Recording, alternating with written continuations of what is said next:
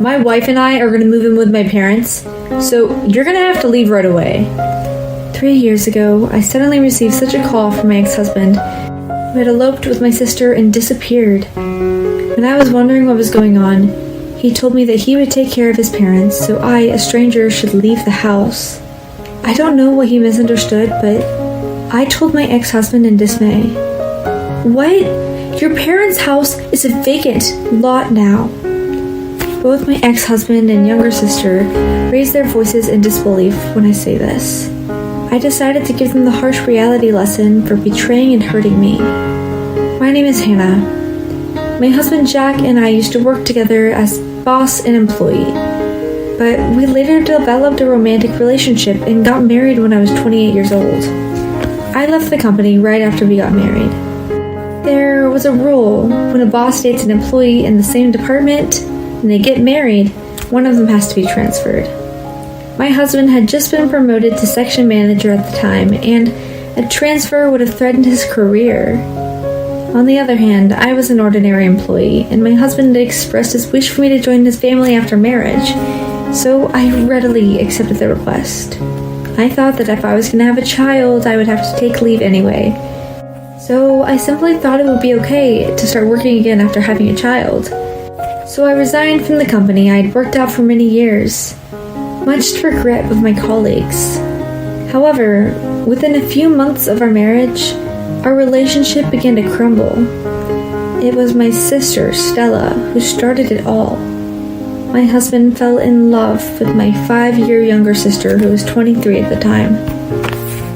My parents had passed away early, so my sister was the only one I introduced as my family member at the wedding. My husband was attracted to her because apparently he found it endearing that she had graduated college with a scholarship and did not want to cause any trouble for me. However, only I, her older sister, knows that Stella is not as innocent and pleasant as she looks. Her character is something she faked to be loved by those around her, but inside, she's a black-hearted person who only thinks of how to outwit others. I recall that we had trouble when we inherited our parents' estate. She said that since she was smarter and had a better future, that she was entitled to 80% of the inheritance. I was so upset when she said things like that, but it made no sense to me. So I was uncomfortable introducing my husband to her, but I didn't want to be scolded later about why I hadn't introduced her. I had decided that my introductions were necessary for the sake of formality, but I had no idea this was going to do the wrong thing. Anyway, my husband had been in love with my sister from the first time he met her. Even after he married me, he had kept these feelings smoldering in his heart.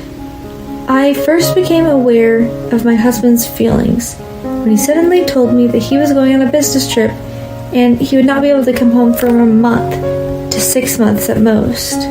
It wasn't strange for my husband, who is now a section manager, to go on business trips because he works in sales. That's why when I heard that, I just took it in. I mentioned over lunch with a former colleague whom I had not seen in a while since after my marriage. Then my colleague told me the truth with a questioning look on her face. She told me she knew nothing about my husband going on a business trip, but that he would be taking the week off from that day. I thought it was strange and immediately questioned my husband about it that night. That's just what they're saying to others. After all, we have a top secret sales operation and I can't tell an ordinary employee about it. If you have any doubts, you're thinking the wrong thing. When he said that, I became even more and more suspicious of him. But in the end, I was unable to do anything about it. And because my husband left the house on his business trip as planned, 3 days after he left, I went to see a physician because I was not feeling well. I often catch colds, so I thought it was just the change of season. But for some reason, I was referred to by an OBGYN. There, to my surprise and confusion, I found out that I was pregnant. I wondered whether to report it to my husband. There is a possibility my husband, who is on a suspicious business trip, is having an affair. I wasn't feeling like reporting the pregnancy to my suspicious husband when the phone rang suddenly. I wonder if my husband used his telepathy or something, but I was wrong. It was my mother-in-law on the other end. She said she wanted to give us our wedding gift because she hadn't given it to us yet. She had no choice but to call me because my husband did not pick up. I reassured her that my husband was currently on a business trip and probably just too busy to notice the call. I then went to my in-laws' house without informing my husband of my pregnancy. I told them about the pregnancy at the same time as I received my wedding gift. My parent-in-laws only had one child, my husband, and his child would be their first grandchild, which they had long awaited for. So they were very happy to hear that I was pregnant, but I had mixed feelings inside. Of course, I was happy to be pregnant, but I was worried about the uncertainties that lay ahead. Time flew by, and a week passed. My husband left on his business trip. Then he suddenly came home with my sister. I promised to marry Stella. We won't have any kids between us. And I don't have to be responsible for your life. If only we had married a few months, right? So please divorce me. I was confronted just like that, with divorce papers. I was shocked to learn the fact that my husband was connected to my sister. However, after many discussions, we could not come to an agreement. I was suffering from morning sickness and wanted to get rid of this divorce talk quickly. So I gave in and decided to accept the divorce. Of course, I demanded alimony from my sister and my husband, but I chose not to tell them about the pregnancy and not to receive any child support. I didn't want to continue to be connected with such a heartless person for child support in the future. So I decided to become independent and do my best not to put my child through a lot of hardship. 3 years later, I received an unexpected call from my ex-husband, who had not contacted me at all since the divorce was finalized. At first, I ignored the call, but he was so persistent that I picked up the phone in frustration. Then my ex-husband started saying things like this. I heard from somebody that you're living with my parents now, right? And that you gave birth to my son without telling me, right? Why didn't you tell me? I could have paid some child support for you. I wondered who in the world had told my ex-husband such a thing, and it was a former colleague. However, the information was too old, as I had little contact with her since the divorce. So I tried to tell him about my current situation with my husband. He said something more surprising. Well, I know it's sudden, but my wife and I are going to move in with my parents, so you're gonna have to leave right away. My parents are getting old and need care, you know. My parents will be happier with his son and a young daughter-in-law than with you, a stranger. It was so sad for my husband's parents after I realized that their son was trying to take advantage of them. They even got down on their knees on behalf of their son, who apologized for his actions. It made me want to vomit. You know, I think you're misunderstanding something. When I started to speak, my ex-husband became silent. Perhaps noticing the change in the tone of my voice, I took a deep breath and I told the truth. Your parents' house is a vacant lot now. My husband let out a dumb-sounding what? I also heard a woman's voice that sounded like my sister, complaining that that was not what she was told. I had gone out of my way, avoiding to make things too big.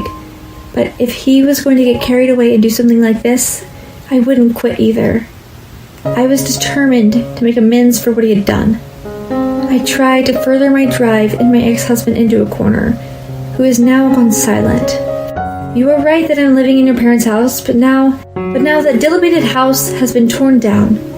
The land has been sold, and I heard the new convenience store is going to be built there. He was obviously surprised to find out that his parents' house is gone. That's a lie. Then where do you live? He asked, voice slightly cracking.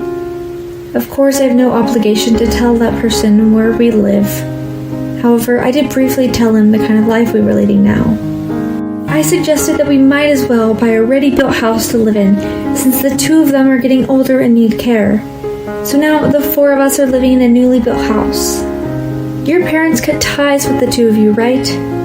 Don't worry. I'll take care of them so you guys can go ahead and do your own thing. Then my ex-husband started insinuating there was no way we had the financial resources to buy a house like that and that it was all a lie. He even said that my in-laws had been spoiling me since I had to quit my job to be a housewife when we got married. I was so angry when he said that to me, even though he didn't know anything. If you think I'm still unemployed after 3 years, you must have a very sick mind. I work full-time. They have a daycare center. And I used my savings from when I was single and my in-laws' savings to buy the house. I'm the one who pays for most of our living expenses now, so I don't need you to tell me what I can and cannot do. When I told him in a sharp tone, my husband became silent again. It seems that he was planning to lower my position by saying this and that to get me to leave, but it didn't go as planned. My sister seems to be complaining about something too, but I didn't care about the two of them anymore. You and I are divorced, and I'm not so needy that I can't survive without you paying child support. It's been 3 years since your parents cut you off, so don't start acting like a good son now. I told him to stay out of our lives, hung up the phone, and blocked his number. I thought I had finally ended it with my ex-husband, but I learned later that his obsession was incredibly strong. This is where the real work began. I wondered where he got the information, but he came to my workplace. When I got to work as usual, I had a bad feeling because I saw a familiar car parking in the visitors' parking lot. I had entered the office with a sense of caution, and sure enough, there was an ex-husband arguing with the receptionist. At first, I was taken aback since I never thought he would go this far. But then I realized something. My ex-husband has been very neat and tidy since we first met. He always forced himself to look good in expensive clothes because he was concerned about what others would think. But here my ex-husband was wearing a shabby t-shirt and pants with holes in them that were clearly unfashionable. He also had a long, unkempt beard and shaggy hair that just looked filthy by looking at his side profile. When I thought something was obviously wrong, my ex-husband noticed me and started to approach me. And then, I finally found you. Why aren't you answering your phone? Whatever. Now that I find you, you're all mine. You're in a pretty good position at this company now. Making a lot of money, right? Support me and my wife. I was at a loss for words, and he went that far beyond what I expected. Only his parents know my current workplace. I didn't tell my ex-colleagues because I didn't want my ex-husband to get the information. His parents told me that they lost contact with their son, and even when he comes, they would just ignore him. This means that they used some sort of method to identify my workplace and my status, and I can feel sweat running down my back. I really didn't think he would go this far. Can you not come to my workplace? You're troubling everybody here. And I don't know how hard your life is, but I have no intention of supporting you guys. With that said, I tried to slip past my ex-husband, but he grabbed me by the wrist. Then, with bloodshot eyes, my ex-husband said, "We're family, aren't we? You're raising my kid. That's a good enough reason to live with me. And moreover, Stella, she's your only immediate family. Don't you feel sorry when you see me dressed like this?" I don't feel sorry for you even when you say things like that. You ran away from your family and you said you eloped with my sister. So what are you saying to me now? I shake off his hand and I glare at him. My ex-husband, seeing the devilish expression on his face I'd never seen before, flinched and backed away. I pulled out my phone from my bag, showed me the number, and I dialed 911. I told him if he didn't get the hell out, I was ready to call the police. Then he instantly turned blue and ran away. I apologized to the people around me. They think the reaction was slightly exaggerated with the mere mention of the police. They smiled and forgave me, saying that even though they didn't know the whole story, this time it was my ex-husband's fault, so I shouldn't worry about it. I told them that they should give him a warning if he comes to my workplace in the future, and if he didn't listen, they were free to call the police. My ex-husband stopped coming to my office and did not contact me. I was relieved that my actions turned him into the police and had worked so well. But then an unexpected incident occurred. My son is in the daycare facility right next to my workplace, and I pick him up right after school and we go home together. So today, as usual, I went to go pick up my son, where I saw many police officers creating a very serious atmosphere. I had heard the sirens of the police cars very close earlier, but I had no idea that they were in front of the daycare center. I was wondering if a suspicious person had appeared. When I realized that it was my ex-husband who was being held, I sighed. I guess he was trying to take my son away from the daycare, claiming to be his father. However, I already warned the staff about the incident the other day, and when the police told me what happened, I felt anger towards my ex-husband because it was exactly what I had expected. I don't mind if he comes for me 100 times, but I cannot allow him to harm my workplace or my son. When I approached my ex-husband, who was being held down, he looked at me with pleading eyes and tearfully said, "I just wanted to see my kid. As you can see me, I'm having a terrible life right now because of your sister's wild spending sprees. It's just not right that I'm going to get reported and arrested because I came to see my kid." What is he talking about? That was the first thought that came to me. Even though I refused, as long as he had not paid child support, he absolutely had no right to play father to my son. I think he's probably not even able to pay child support right now, and he's probably bluffing like the other day when he said he could have paid it. Anyway, I wondered to what extent of a person he was, who can't live without causing others trouble. What you're doing is basically kidnapping, and of course they would report you if a man suddenly barged in on them, wouldn't they? Besides, Stella's extravagant spending habits are none of my business. She's your wife, so you should control her. I gave him a cold stare. My ex-husband suddenly shouted at the top of his lungs and tried to get violent, shaking off the police's restraint. Thankfully, the other police officers immediately covered for me and I was not injured. My ex-husband was arrested on the spot on charges of obstruction of justice and assault. Later, when the police talked to me, I learned about why my husband had acted in such a foolish manner. Apparently, after he divorced me and remarried my sister, she revealed her dark side and started spending money like water. She even got into debt by paying millions of dollars to a comparison or something without telling my ex-husband. And in just 3 years, they were both saddled with a huge debt. I actually finished giving birth at this point and moved out with his parents. I think my ex-husband must have gotten the information that they were both living together and contacted me before showing up at his parents' house, which led to this. This is when he first found out that his parents' house had been removed and that he and my sister began to have problems. They were in need of money and were thinking of relying on his parents. But their hopes were cut off and they got into a big fight. And originally, he had a detective look me up and stalked me. Then foolishly got close to my son. I was not showing any chance of giving in at all.